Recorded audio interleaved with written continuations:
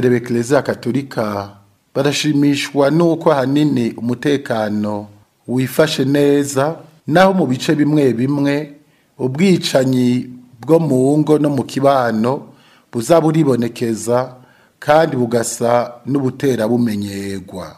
Abungere baratewe umutima uhagaze n'ubukene buguma bwiyongera mu miryango. Ibiciro vy'ibifungurwa biguma biriko biraduga ubudahengeshanya.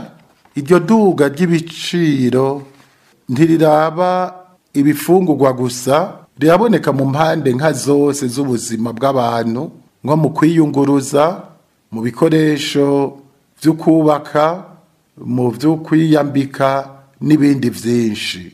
Abepiskopi batera kama abajeje intwaro kugira ngo ingingo zishoboka zose zifatwe mu ntumbero yo kugabanya umutwaro w'ubukene abarundi barimwo. Abepiskopi barongeye barihweza inyifato ibereye muri iki gihe cyo kwitegurira amatora no mu gihe cayo.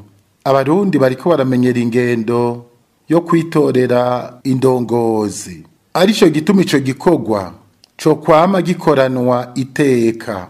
Barahamagariye rero abarundi kuguma bashira imbere ineza y'igihugu kandi bakaguma bahuzwa n'ibikorwa bigiteza imbere, bakarondera ineza ya bose atawukumiriwe. Abantu n'imigambwe bakitaba amatora mu mwidegemvyo hubahirijwe iteka rya zina muntu wese.